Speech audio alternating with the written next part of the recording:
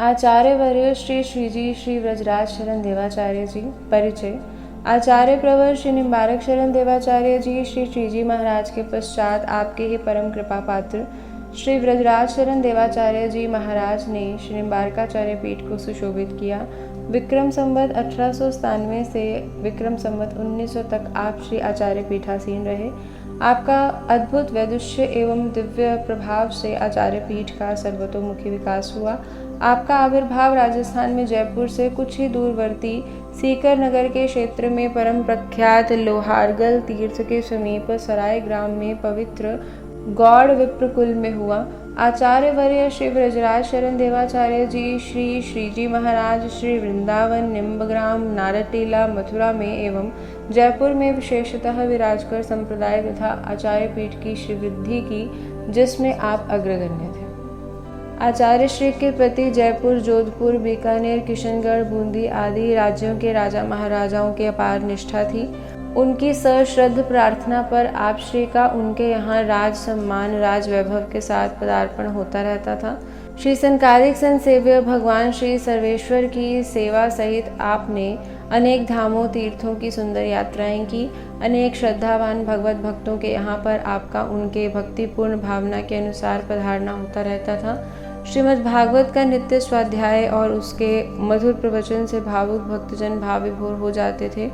आपके सुंदर चित्रपट दर्शन एवं उपदेशमय मंगल मुद्रा से जो भाव अभिव्यक्त हो रहा है वह वस्तुतः अद्भुत है। अपने हस्त कमल के अंगुष्ठ और तर्जनी अंगुली को संयुक्त कर उपदेशमय मुद्रा से तथा शेष 3 अंगुली जो ऊपर के भाग में दृष्टिगत है, जिससे यह स्पष्ट परिलक्षित है कि ब्रह्म, जीव और जगत ये तीनों तत्व अनंत, अनादि तथा सत्य हैं। ब्रह्म स्वतंत्र है, जीव और प्रकृति रूप जगत ब्रह्म के अधीन है। ब्रह्म और जीव का सेव्य सेवक भाव ही परम उपादेय है।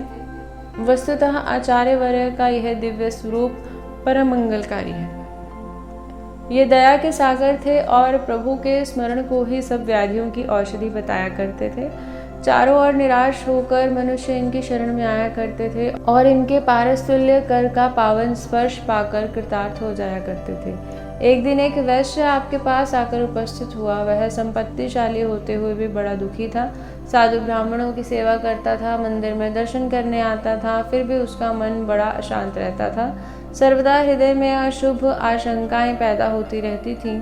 अनिष्ट की संभावनाएं उसे चारों ओर से घेरे रहती थी। बालक के सिर में वेदना भी हो जाए तो उसे विश्वास होने लगता था कि अब यह नहीं बचेगा। दुकान बढ़ाकर आता तो चोरी का भय रहता। बुरे बुरे स्वप्न और अशुभ शकुन उसकी चिंता को और अधिक बढ़ा देते। वैद्य द्वारा चिकित्सा पर भी उसने बहुत सा धन व्यय किया। ग्रह दशा बताने वाले ज्योतिषों ने भी उसकी दुर्गति की, किंतु आशंकाओं का जोर निरंतर बढ़ता गया और उसके मस्तिष्क पर भी इसका प्रभाव पड़ने लगा। अंत में एक महात्मा ने उसे श्री श्रीजी महाराज की शरण में जाने को कहा और वह वहां पहुंच गया। उसने अपनी व्यथा आचार्य श्री को श्रवण करवाई और आचार्य श्री ने कहा, तुम धन से ही सब कुछ खरीदना चाहते हो। प्रभु के निमित्त धन दोगे तो तुम्हें धन प्राप्त होगा, तन दोगे तो शरीर का स्वास्थ्य बढ़ेगा और मन दोगे तो मन शांत रहेगा। अपने मुंह खाया हुआ ही अंग लगता है।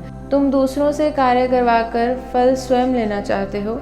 वैश्य ने कहा, आप जो आज्ञा करेंगे मैं वही करूँगा। आचार्य श्री ने उसे आदेश दिया कि कल से भगवान श्री राधा माधव के मंदिर के सामने सोहनी सेवा करके भगवान नाम की एक माला जप लिया करो।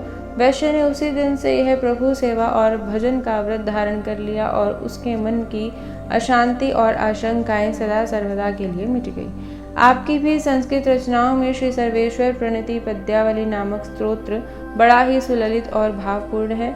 आपका यही लीला संवरण समय विक्रम संवत 1900 है। आपकी चरण पादुका श्री निम्बारकाचार्य पीठ में विद्यमान है। पाठ उत्सव दिवस ज्येष्ठ शुक्ल